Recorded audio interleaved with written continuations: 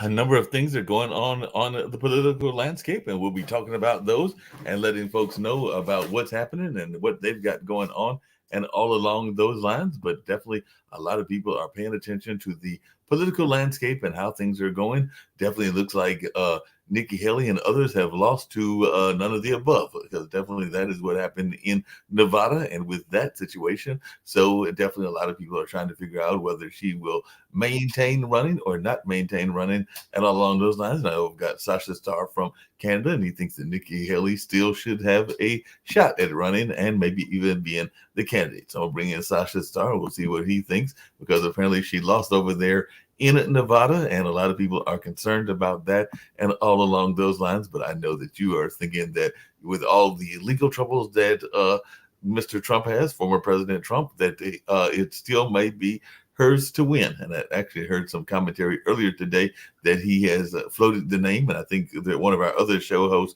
was talking about that. It might have been Peter, who I know has done stuff with you in the past as well, about this notion of either Kristi Noem or Tim Scott being the vice presidential pick for former President Trump, because it would give him votes that he does not have. In the case of Tim Scott, it might be appealing to the African American community, even though I know a lot of African Americans that are not big supporters of Tim Scott. And in the case of Kristi Noem, it might help appeal to the notion of the suburban moms and all along those lines. But as you said several times, he's still got a lot of legal troubles that he's got to deal with, and Nikki Haley may still wind up being the nominee and all in that space. So just wondering your take on that as one that is observing from Canada. Thank you, Mark. I think that Nikki Haley can get nomination just by default. It's not only his indictment charges or so on. I think it's just his financial situation may not permit him to continue to run for president, simply because there is almost $100 million he has to put in court for appeal of this rape case that he was found guilty, but much larger amount is waiting for him in the Manhattan deal, which could put all his business empire into liquidation. If the charge will be, everybody expects $500 million, or maybe even $1 billion, or maybe even higher than that. So if that will be the case, he can appeal for sure, except that he would have to put in over $1 billion. I'm not so sure that he has so much liquidity, and he cannot liquidate his real estate assets because they're already under the perhaps court order, or somehow it's being monitored one way or another, which could be an obstacle for him to liquidate it and put money. And also, when you liquidate real estate holdings, it will go for, for 5-10 cents on a dollar, because so that, in my opinion, is much more dangerous for Trump. That also, because even if you lose one of these criminal proceedings, so he's not going to get 25 years in jail. He'll get probably, let's say, a month, 2 months or something. And so what's a big deal? So he'll spend a month or two in jail. It's not a big deal. And then he's free man again. That's not a big deal. But to put up $1 billion, that's is a big deal. But we'll see how it all develops. I was watching today this. So it developed. Hmm? I was watching You were arguments. saying you were watching something today? Yeah, I was watching today this arguments whether he should stay in spite of Colorado rulings. It appears to me that they will allow him to stay, that they will not upheld the Colorado ruling, and but not because he was not involved in insurrection, not at all. They are ruling that, or it appears to me that they will rule that if they will uphold the Colorado ruling, then it would appear that one state can derail a national election. But if he will lose Colorado, which probably will happen anyway, so uh, Biden will win a state of Colorado. So how it affect national elections? There's still 49 other states, but they are now digging themselves into bigger problem. I'm talking about Supreme Court, because now they have Mhm. to explain how the Article 14 is properly used. So, based on the wording of it, and based on the understanding that the states are empowered to decide the election issues, they have to understand no, this is not correct, and this is not correct. Then explain what is correct. Or you have to strike the Article 14 out of the Constitution. How are they going to do it? I don't understand. I don't understand either how they're going to do it. I know Nick's in the background. He's got more of a legal background, so maybe he'll come on, even though I Thank know that he's a little bit maybe under the weather. But it Yeah. sounds like some of the political forces are using their notion as well, because I saw that Jeffries is signaling that he's, meaning Hakeem Jeffries, open into using the discharge petition, and I'm not even sure what that is. So maybe somebody can explain it to me, to signal that he's open to using that petition to force a vote on foreign aid. So he's going to use this petition to force a vote on this foreign aid notion and everything. So do you have any idea what a discharge petition is, Nick or Sasha, and how Hakeem Jeffries would be able to use this if he's able to use it? Discharge petition. Yes. Not really sure what that is. I wasn't surprised about Trump winning the immunity, because I called that one that he was going to win that case. But I agree with Sasha. They're right now looking at the enforcement mechanisms, which when they drafted Article 14, there is no enforcement mechanisms. If you read it, let's see. Let me see where it is. Here it is. They have to Right strike. here. They have to Right, strike this. Constitution of the United States. If you read it, it's pretty vague. It doesn't say how the procedural aspects are supposed to be done. But the federal court is looking to say, well, it should be done under some federal law that doesn't exist, as to make all these determinations. The worst case scenario. Okay, you see, Nick. Okay, the Colorado was trying to push. Okay, they're in charge of their state, so in their state they don't want to see Right. Trump on the ballot. Okay, but there are some 49 other states that can have Trump on the ballot, and he can still win election even without Colorado. But he will lose Colorado anyway. It's the Democratic state, and he will lose it anyway. What puzzles me is that so if state cannot do it, because actually the insurrection itself was not discussed today at all. Yeah. Nobody touched that. I heard one judge, maybe out of 9, mentioned something, and even that was inconclusive. And so most of them probably agree that yes, he was involved in insurrection. Okay, Yeah. if that's the case, then everything what's written in the Article 14 leads you to believe that if state they have due process, by the way. It was 5 days. Trump was allowed to represent himself, have his lawyers, do whatever. So he hasn't even used all the allocated time to bring all his defense and so on. But okay, that's neither here nor there. No, So now well, they will probably push that it's not the state, but it's a Congress that has to decide the issue of summary of Article 14. But then it's even worse because the state, by removing the Trump from the ballot, there are 49 other states still remain.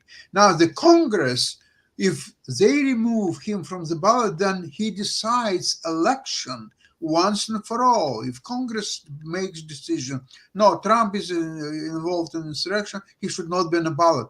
Full stop period. Now there are 80 million people of American people who want to vote for Trump. Congress just strikes it out. Is that the solution, Nick? yeah, that's not Yeah, really. realize though that has not been the final decision of the court. I did not see Agreed. that to be the strongest argument, though, Sasha, because states do determine who's on the ballot, and there is Mhm. what they call the doctrine of comity. So when I looked at that argument, that's what the court is buying right now, but they haven't done a written opinion on. And when they do a written opinion on, I think the stronger argument would be that without a conviction in a court of law, that insurrection didn't take place.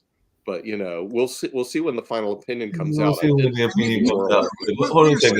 second. You're saying that the court of law has to find Trump convicted of insurrection, right? Yes. But nobody even argues whether he was involved in insurrections or not.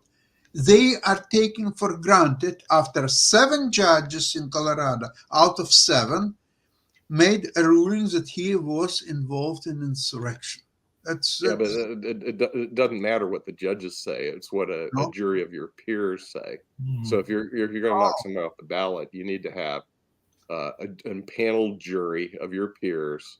Okay, so a what formal- Colorado did wrong is that they didn't call a jury trial. Yes, They had just, okay, we got it Yeah. now. No, I and by the way, Sasha because you're and Nick, talking just about really a criminal quickly. procedure, and if you're talking about basically a criminal procedure, then he has a right to a jury. He has all the Fifth Amendment rights. He has the right to due process. I think it's going to be thrown out on due process grounds at the end of the day. I did see them reaching for the straw of states can't do it, but I'm not sure if that's correct legally, because the thing is, some states can determine who's on their ballot or not, Yeah. and that's kind of like the way it is. So Different we'll states have see when different the rules. final opinion comes out. But still, there is still something else I want to ask you, is that the Article 14, the language is involved in insurrection.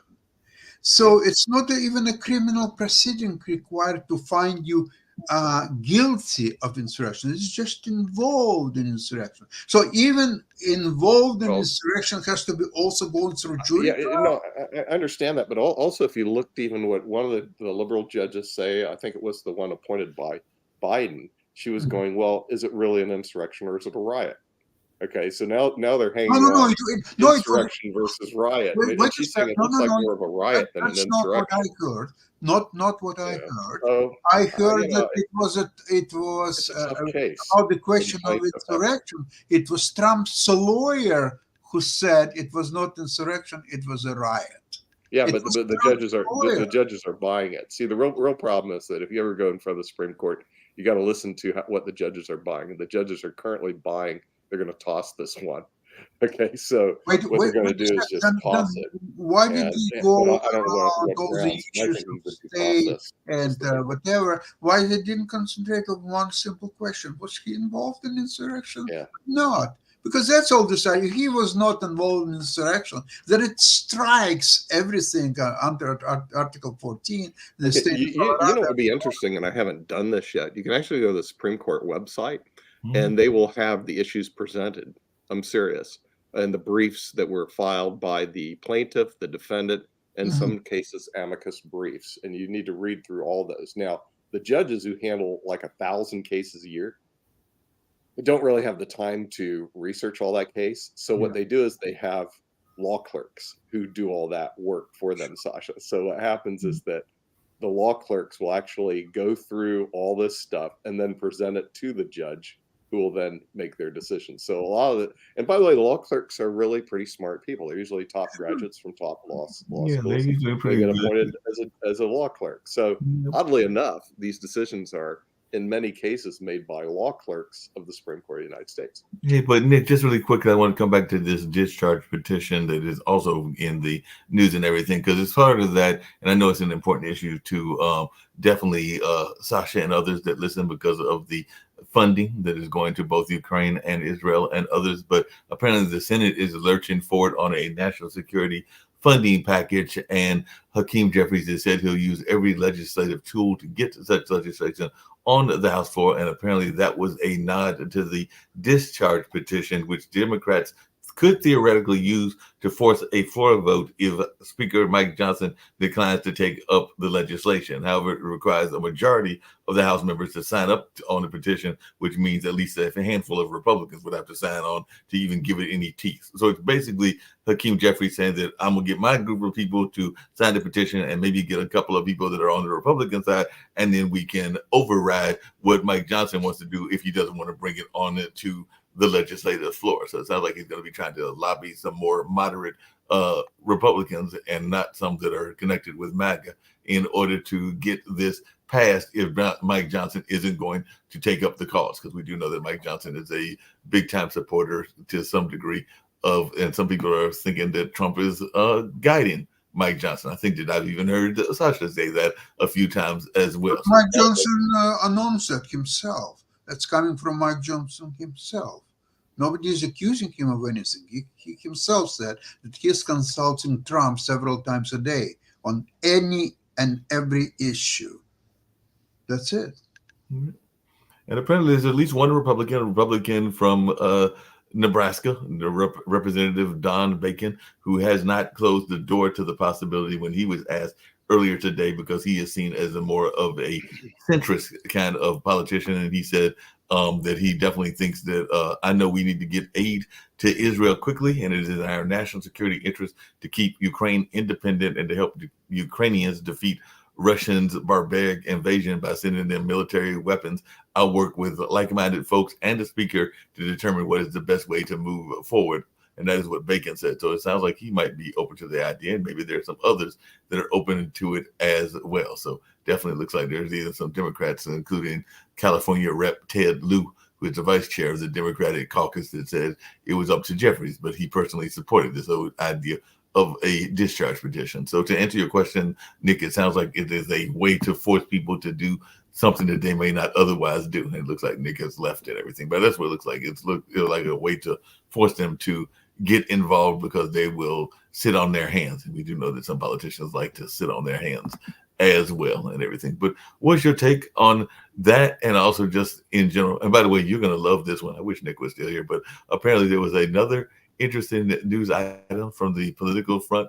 And, you know, a lot of times people complain about the amount of security that VIPs get, but apparently a special airport security escort for political VIPs is moving forward in Congress. So it looks like, and this is coming from Senator Ted Cruz, who was successful in amending his proposal to a major Senate aviation bill. So I guess Ted Cruz is worried that people might be going after him. So definitely it's going to allow political VIPs to be whisked through airport security lines, reducing the chances of embarrassing snapshots going viral. So that sounds like another case of politicians being able to circumvent being seen in a bad light, because apparently he was notoriously photographed by a gawker while en route to the Cancun's during a brutal winter storm, also in 2021 and everything. So definitely looks like he's trying to make sure that that doesn't happen again. So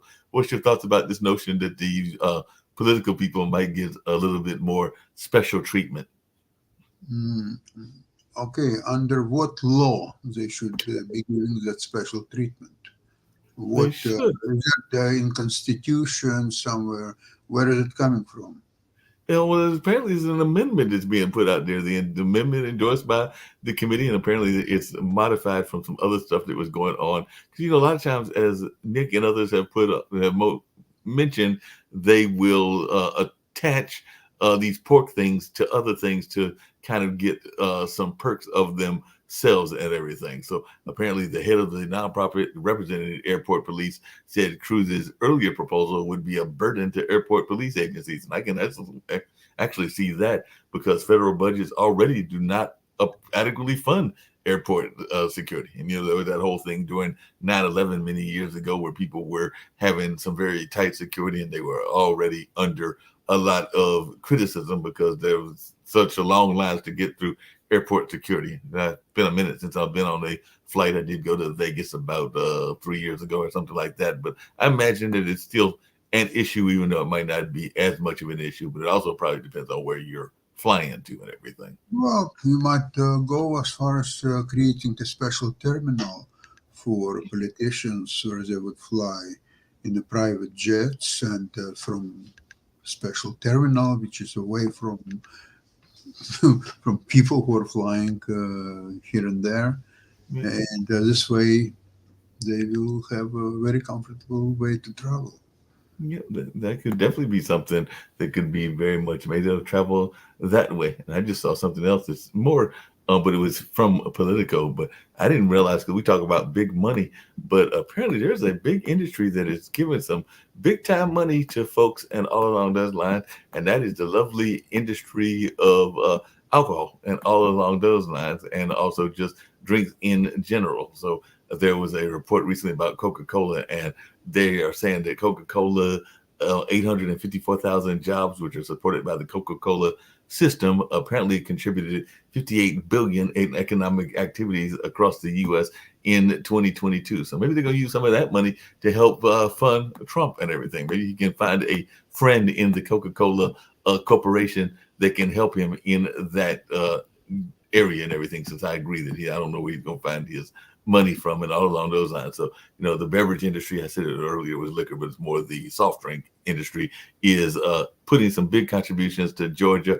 And of course, he's got a Georgia trial. So, Sasha, maybe he can see if he's got any friends in politics or in the corporate America that are working with the big company of Coca-Cola and see if he can borrow some money from them as well. So maybe that's his next tactic, is to find somebody in that area that he can borrow or maybe beg some money from. I think he has better chances to beg for money what he did 20 years ago in Russia. Mm-hmm. Putin himself or mafia who is around Putin, they can provide this $1 billion, nothing for them. So they can provide this money, and probably that's where it will end in Russia. And I think one of the reasons why Tucker Carlson was in Moscow was exactly to make a bridge, New York or Washington, Budapest, Hungary, and Putin, Russia, Moscow. That was the purpose of this trip. Interview with Putin, which I read. There's nothing new in this internet, usual lies. All the way, Putin is saying that it's not Russia who attacked Ukraine, it's vice versa. It was Ukraine that attacked Russia, and Russia had to defend itself. So this is... Wait a minute, back up. I got to make sure that I heard you correctly.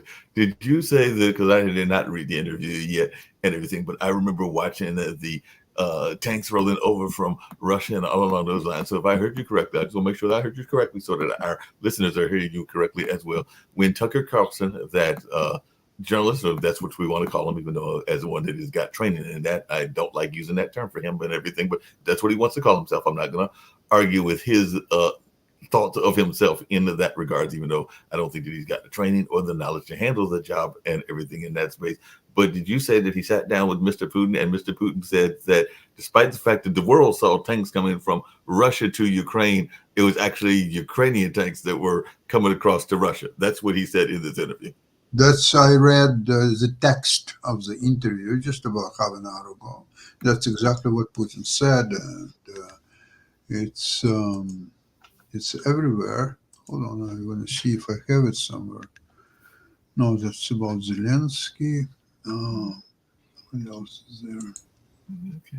Well, while you're looking for that, I was going to get to something else on the political side that a lot of people are concerned about, because we're talking about Trump and people are talking about the gaffes that President Biden has made. And apparently there is, and I'm hoping that Nick will pop in. I know he's got some things going on in his world and everything as well. But there is another special counsel that, gotta love these special counsels. They're out there all the time and getting these great jobs and everything. But the special counsel investigating President Joe Biden's handling of classified documents has concluded that no criminal charges are warranted in the matter, and said they wouldn't be even if the Department of Justice didn't have a policy barring the prosecution of sitting presidents. So there was a 345-page report that the Justice Department released earlier today. So he spent a lot of time writing this report.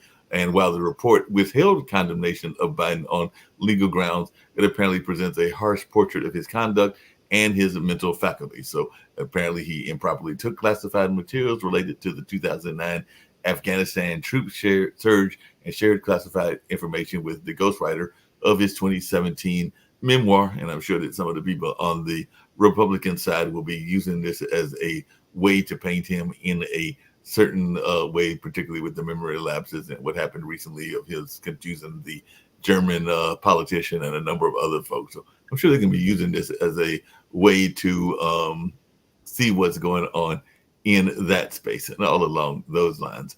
And it'll be interesting to see how this all plays out. And I also see something about the potential race that might be between Trump and Biden and one of our swing states. And no, it's not North Carolina, but it is another state that I know quite well. But what are your thoughts about this notion that they decided not to go after Mr. Biden on his situation? And like I said, if Nick's able to join in, he may bring us a legal perspective. But what is your take on that and everything? Because there have been a couple of investigations, not just of Trump, but of Biden as well. Well, I think there is no surprise that Biden was not charged because, yes, he admitted that he held the documents, and the moment that it became sort of public knowledge and he was asked to return documents, he immediately did so. So what to charge him with? Now, Trump was asked several times to return the documents, which are not his. It's a property of the state.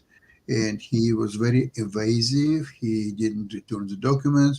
He was hiding them. He was make all kind of obstructions to retrieve these documents. And then some of the documents were found in his Mar-a-Lago or elsewhere, and some other documents were not. And then he was bragging that he was showing some very sensitive documents to foreign officials or so on. It's a completely different story from what's happened with Biden. By the way, I found this question that Tucker asked Putin. The question was, why did you invade Ukraine, Putin? Did we invade or were we invaded? Look at the history. Look at the people living there. Historically, it's we who were invaded and are simply fighting back now. The lands and people are Russian, and we will have again what was always ours. That's Putin's answer about invasion of Ukraine. How can you deal with people who are lying through their teeth? And but all interview it's a bunch of lies. Both Tucker is well-known liar and useful idiot, very mildly saying so. And Putin is Putin. What can you say?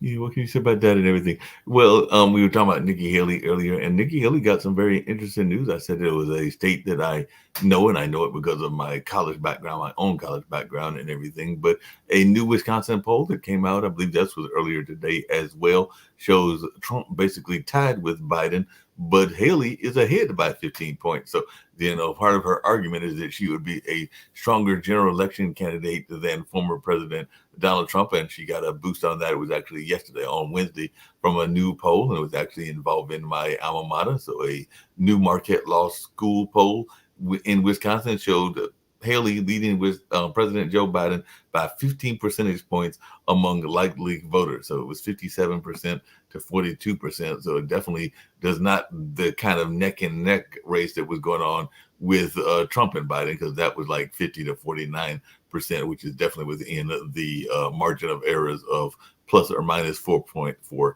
percentage points. But definitely, he is still the commanding front runner. But if but if Haley was to win, some of those swing states might be even more in play and everything. And this is a poll was conducted in the latter part of January, so it wasn't conducted that long ago and everything. So definitely, matter of fact, Haley's spokesperson Anne Marie Graham Barnes says Democrats can dream up a weaker general election candidate than Donald Trump if they tried. So definitely, it looks like I'm sure the Haley campaign will be blasting that out to folks as the reason that she should be running and not necessarily former President Trump. It does look like swing states like Wisconsin, North Carolina, Florida, and a number of other ones, she might have a stronger chance of winning. But what's your take on that? Because if that's the case, and if your prediction is right that she can still get the nomination, then Biden could be in for trouble. I'm surprised that Republicans who are so hungry for power are still playing with the idea of Trump being a nominee and have any chances to win the general election. To nominee, yeah, he has a chance to become a nominee.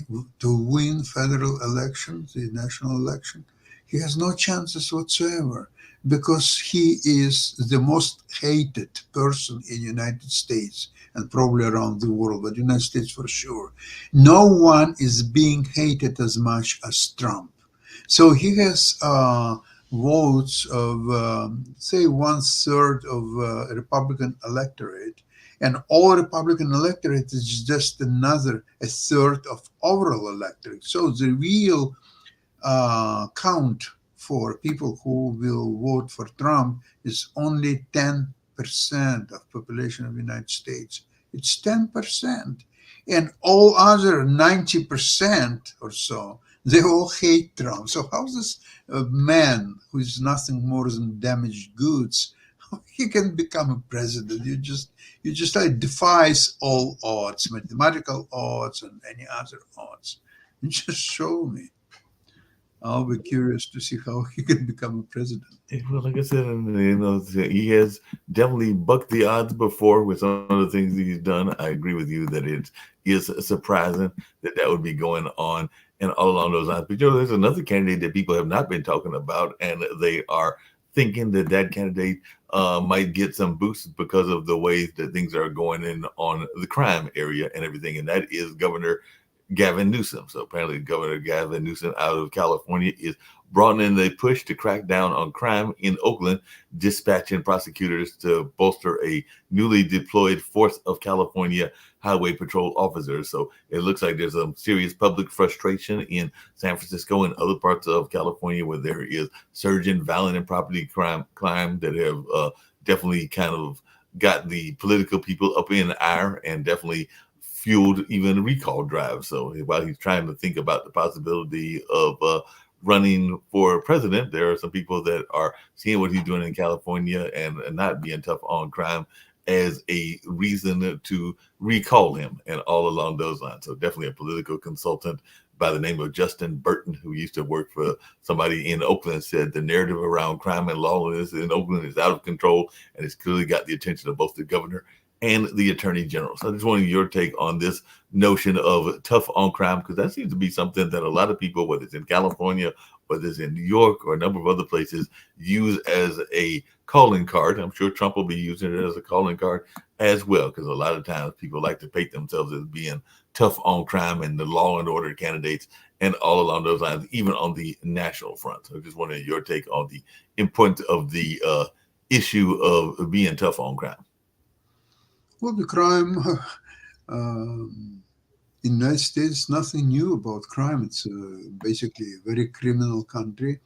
It has a lot of crime, violent crimes, and so on. But tell me how you can fight crime if you don't have money in the budget to fight that crime. How are you going to do it? What's the mechanism? There's no mechanism to do it. So it doesn't matter who is in the power. The crime always will be there, and sometimes it will be more crime or less crime, but you need money. And but Sasha, that's part of the argument. That was part of the argument even with Black Lives Matter, is that some people were saying that too much money was being spent on not necessarily going after the criminals, but was spent on the latest toy and everything. So I don't know that you necessarily need a tank if you are fighting people that are in certain crime elements and all along those lines. Because whether it's here in North Carolina, where I'm at, and Nikki is as well, or whether it's in California, or whether it's in New York, sometimes the people like getting the new toys and spending a lot of money on What those do you mean by toys new as well. toys? What is it?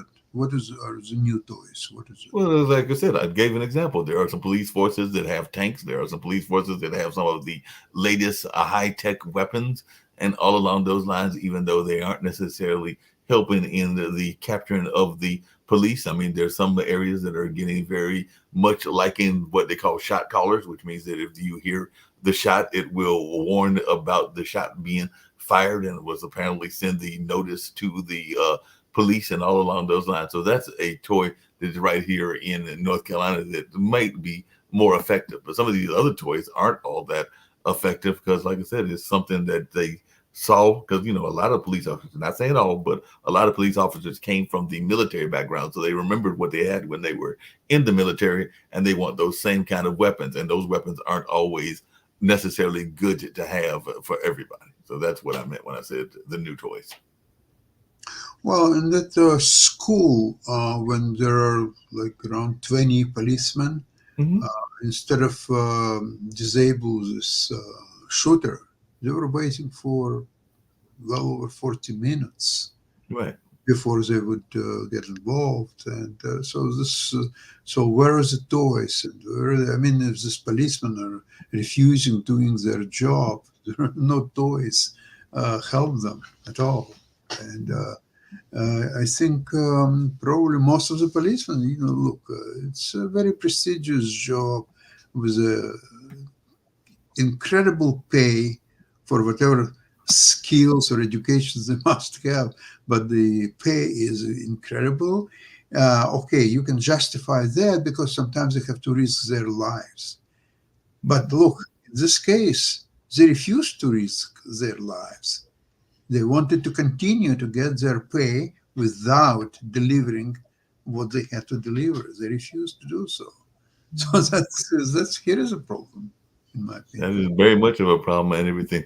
One of the things that's going to be a problem, and we've talked about it on world politics, but I'd love to hear your thoughts about it. And I kind of alluded to it earlier. There are a number of people, and don't get me wrong, Trump has made some errors in this respect on his own as well. But, and I know Kelly and other people on the network oftentimes talk about messaging, even Jacoby when he's here and everything. But what is your thoughts when there is a lot of people that are paying attention to these gaffes and these mistakes that Biden is making on a regular basis, and they are going to use this as a reason to either defeat him or to possibly even get him to withdraw and everything, because there are a number of people that are concerned that he's been making these mistakes on a regular basis. He is not a spring chicken, neither is Trump. I think Trump is like around 79 and Biden might be closer to his early 80s or something along those lines. But what is your thoughts when we're hearing all of this news about these mistakes that President Biden makes and all along those lines? So what's your take on that? Because I do know that it does become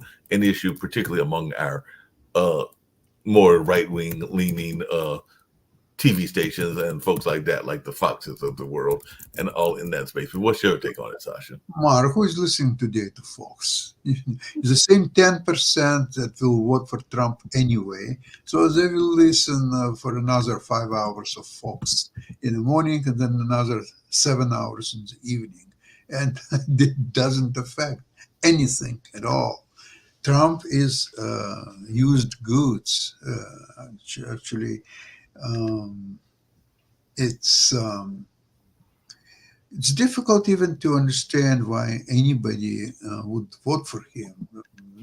Last time, I think Nick told me that on this LinkedIn, there are several distinguished people, lawyers and businessmen and teachers and whoever they are, that they're all for Trump, but they will vote anyway for Trump any time of the day and so on. Okay, let them. I have no problems with that. But it's very, very difficult to justify. Now, with the Biden, look, he's old man. So all these gaffes or so on, they're coming with territory. He may not walk as well. Maybe he should use wheelchair or something. maybe. But again, it's all up to American people to decide what they want. Okay, I'll tell you that it's a safer bet to get Biden with all his gaffe and maybe not walking as well or so on, that to have Trump, which will be a great danger for American democracy and American way of life, and not only American but all over the world.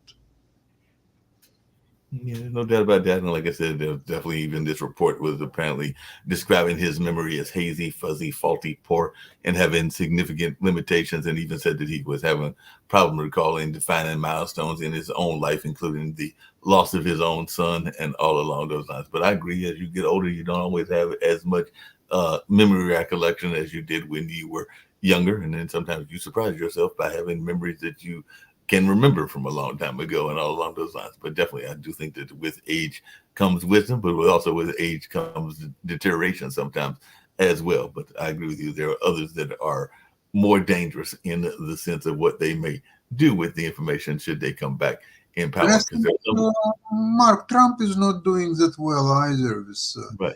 his gaffes or so on. He has more than enough of this. So, okay, people are not surprised. Two about 80 years old men. Okay, that's the best what we have. I mean, you have to decide what is the lesser evil of these two. I think by far Just out of curiosity, Biden is the yeah, lesser but evil. And at I least, could you know, definitely. Biden is not as hated as Trump is. Okay, Trump, not everybody agrees with Biden's policies and his way of governing. That's okay. But Trump is just the most hated man in the United States. How he can win election? I see no way. It'll be interesting to see, and it's very fascinating. Just out of curiosity, because Nick, well, I think Nick mentioned it. And I know Steve has mentioned it before. What is your pick on what way the not just the country of the United States, but the world is going to go? Because as I think it was Steve pointed out, there is something like a ridiculous amount of countries that are up for election in the year of 2024. I know that everybody will be keeping their eyes on what's happening in the United States, but apparently there are elections in India. There are elections, I believe, in some of the African nations, definitely some of the European nations, and even some that are involved in conflicts. Like I can't remember when, but the Ukrainian elections may be coming up at some point in the not too distant future. And I know definitely the Israeli elections will be coming up probably after this particular war and everything. But what is Same your with Ukraine. After the war is over, then there will be an election, but not before that. During the war, for the election is forbidden in Ukraine. Gotcha. But what's your take just on these elections in general, in terms of the notion that a lot of people are thinking that democracy is on trial, and other people are thinking that even some of the other forms of government are on trial, and been a rise in some people's minds of populism and uh, even kind of a "don't tread on me" attitude of many countries as well. Meaning you can definitely do what you want to outside of my country, or my country's walls, but don't mess with what's happening within my country. And that's what some people are thinking they would like their politicians to do. I just wanted your take about the election landscape that we're going to see changing possibly in 2024. Well, you can take all those elections one by one. Let's see, election in Russia, it's not really election. It's obviously a well-known fact that Putin will become a next president, and basically he will rule until he'll die, because he's not going to be alive much longer once he will be out of power. So he will rule until he'll die. How much he has to go? He is in pretty good health. There are some rumors that he has few problems here and there, but I would give him another 10, 12 years at least. What other elections? African countries?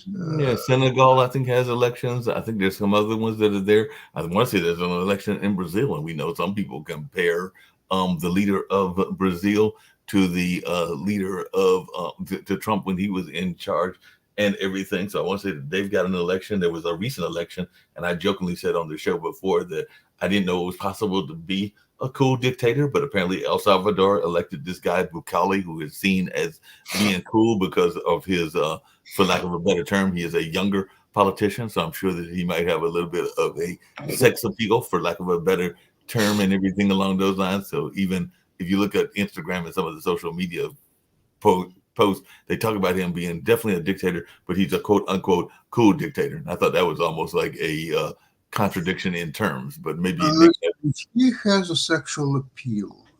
He could go on nude beaches. He can act in some porno movies.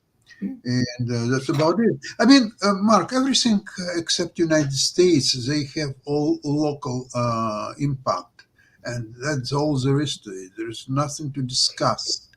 Only U.S. has a global impact. Will be the next president. That's just a I agree.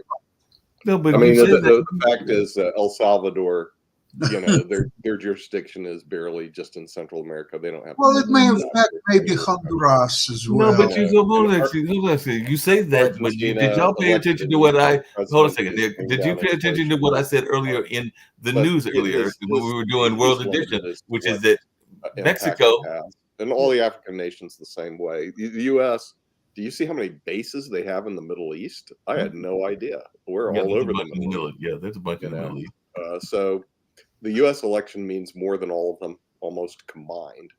No, I get what you're saying, but just really quickly, Nick, because one of the things that I mentioned on World Edition, I'm gonna bring it up to y'all and hear what you think, is a lot of times people are concerned about Asia and the Asian market. But as I put it earlier in the show when we were doing World Edition, Mexico has overpassed China as the leading person that's doing trade with us. That's not just China. Trade, but that's not surprising, because when NAFTA was passed, a lot of the automobile industry moved their automobile industry south of the border so they could escape the U.S. laws, escape the U.S. minimum wage, escape having to pay American workers. And so it's not surprising that they become our biggest trading partner, because those are American companies that have factories in Mexico. They're basically screwing over the Mexican people because they can't screw the employees here in the United States. And that's what happened. I mean, you know, the capitalists are going to move into countries where the labor force is cheaper, the regulations are less, and Mexico is all over that. So, you know, for them to be our biggest trading partner, not a surprise. Why is China such a big trading partner? Well, let's take a look. The cost of an employee is cheaper. Okay. The regulations are, well, they do all the work, you know, so, and you don't really care about the regulations. What's a minimum wage? And so the thing is, we outsource a lot of stuff to China only because it's the capitalistic motive of driving all the profits to the 1%, which in America, 1% owns 30% of all the assets. So if you're in the 1% of America, hey, you've got it made. And I think it was like 10% owns almost like 90%. What about the bottom 70%? They're so screwed, and they're stupid, because, and that's the way the upper people see them, Sasha. They're dumb. They'll vote. Oh, you know, gosh, immigration, abortion, whatever. And the 1% is they're voting their pocketbook, and no, I'm serious, and they're applying their capital to places that keep them in power and keep them rich. And they don't give a rat's rear who wins, as long as they win. And that's the cold reality. But it's also very sad, because, you know, Sasha, you had a public company, and public company means you could go to the general public to raise funds. Well, today the general public doesn't have any money. They're broke. You need to go to that one person who has 30% of all the assets, that one person who's super rich. And that's where you go raise your funds today. It's known as private equity. Okay. So the middle class of the United States is destroyed. And there's even more proposals on the table to destroy it further. One is on LinkedIn. For the people who are watching, you're all familiar with LinkedIn. They have a proposal from Boston College to eliminate the 401k, which has been the savings for all middle class people in the United States, and then take the savings, quote unquote, and use it to fund Social Security. Well, that ain't going to happen. If they eliminate the 401k, that means the middle class will have no retirement, and whatever tax savings will go down the drain as whatever party just spends it on whatever latest program it is for the rich.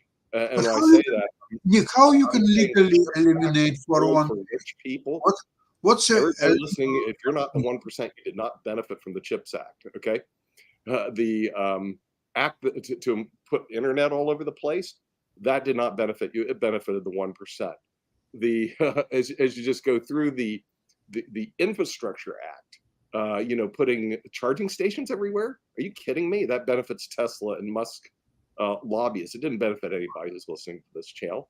So what has happened, and the American public will probably never wake up in my lifetime, is Congress is bought and paid for by our 1%ers. And the reason they own Congress is you can't afford it.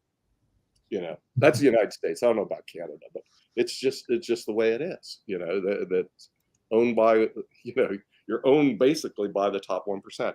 So that they don't really care who wins the election, whether it's Trump. They're mobilizing their assets if Trump wins. And if Biden wins, they're going to mobilize their assets if Biden wins.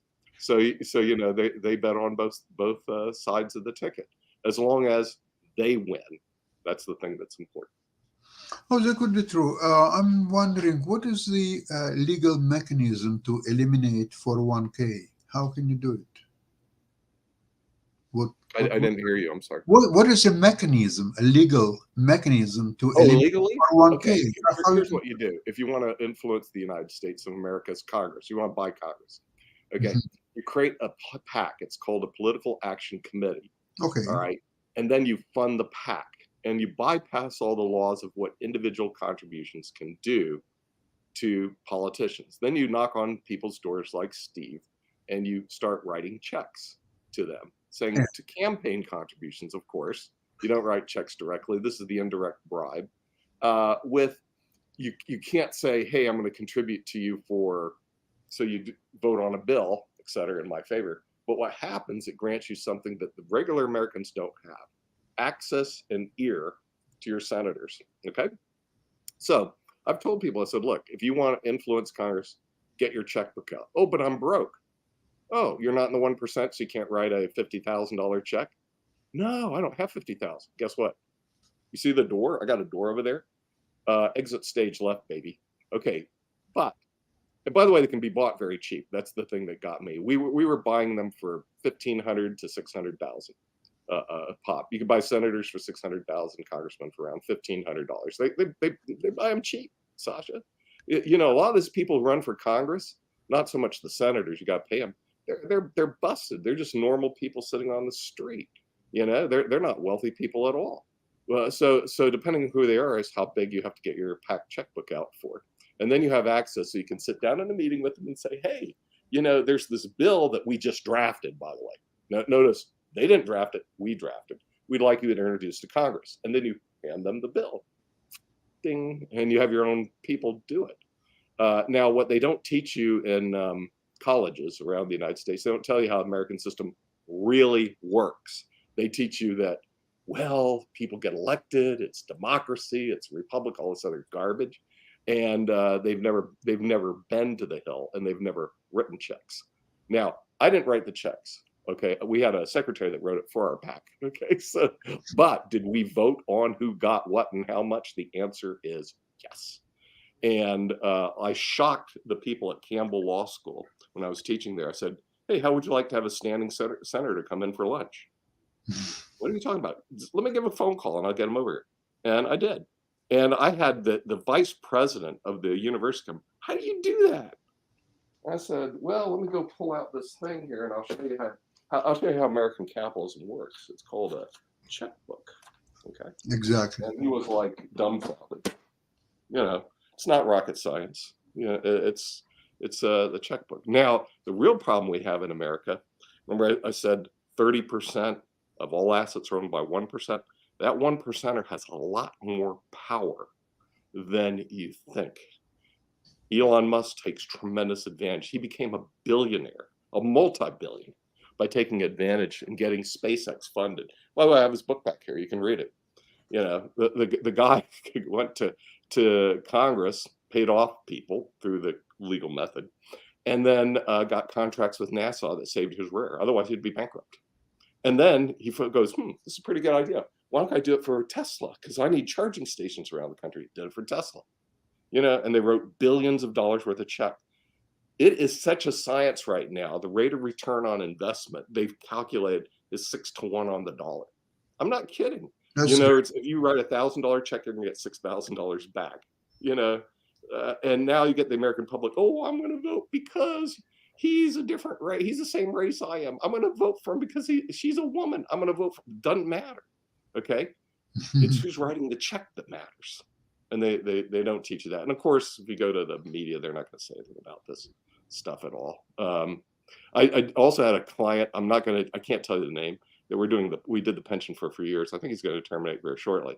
His job was to get people access to the right people. Okay, and he makes a lot of money in Washington Oh, D.C. sure. So it's kind of a unique client situation, and he's fairly well to do by granting access. So smart people, they'll go to these people who'll grant them access right to the the U.S. senators and congressmen. I mean, this is not rocket science. And then we call it a democracy. Yeah, right. You know. So anyway, on this election, okay, you have these choices. I hope Chambers does run. Chambers and that other guy Manchin. Although Chambers has no political experience, and what you find out is they could be pretty poor at knowing any of the issues. We found that out with Bloomberg. In other words, even though Bloomberg is incredibly smart, incredibly wealthy, he got crushed in the debate. So I think the seasoned people are going to come through, and it's going to be this choice going into, and it's not clear who's going to win. You know, everybody says, well, he's leading in the polls. Well, you know, that doesn't mean anything. I agree. And in November, we'll find out who wins. Well, we know Trump won't lose because he'll claim he wins no matter what. You know, and he's going to say, well, it was stolen again. Election was stolen. Let's Again. make America great again. Yeah. That's what we're going to hear from him. I don't see him losing because he's just going to whine and complain and say, well, it was stolen again, like it was stolen the first time. But there are people that actually do believe it was stolen, you know, but it wasn't. And that's way too bad. You know, there may have been some voting irregularities here and there, but overall he lost, and they just have to deal with it, you know. So we'll just have to see how it all comes down. We'll see.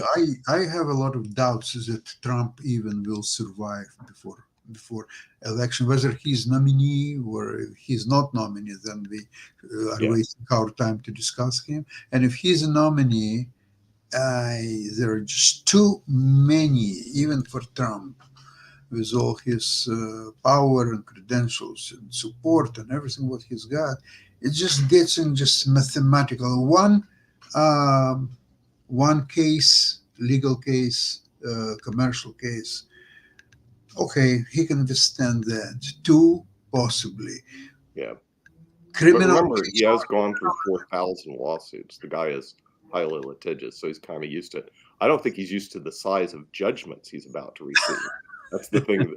That's the thing that's probably blowing him away, especially if he gets a big judgment against him for the valuation fraud. Nick, this is all his mouth. It's not going to be funny for him. It's all his mouth.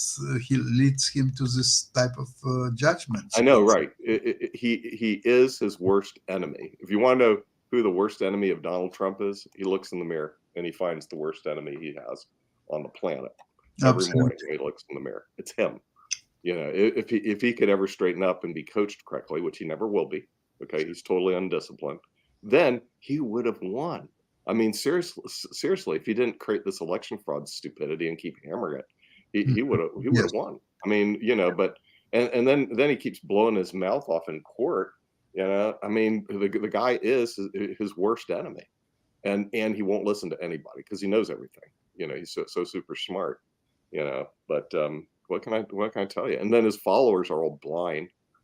You know, they're going, oh well, he's Donald Trump. He's got to know everything, and he doesn't. But now the thing is, though, it's very interesting to see what's happening with the Supreme Court and their decision and how they will formulate and their explanation. Everything is now getting very interesting. Yeah, Nick, well, he'll lose the immunity one if he decides to take that on. That's a loser for him. There is nothing. I read through this. There's a Privilege and Immunities Act, but only deals with privileges and immunities from state to state. There is no president has unqualified immunity. There's qualified immunity, but then that's judicial doctrine. So that's a loser for him, whether he takes up or not. He'll win the one on the getting on the ballot, but he's going to lose the one on the immunity thing. And that's kind of like the way it is. Like I said, I wish they had betting odds in Las Vegas. Maybe they do on some of these judicial decisions, Sasha. But that's kind of like the way it is. And the way it is for us right now at 6 o'clock, we've got another show coming on. So we'll see you next Tuesday on World Politics. Until then, have a good week. Okay.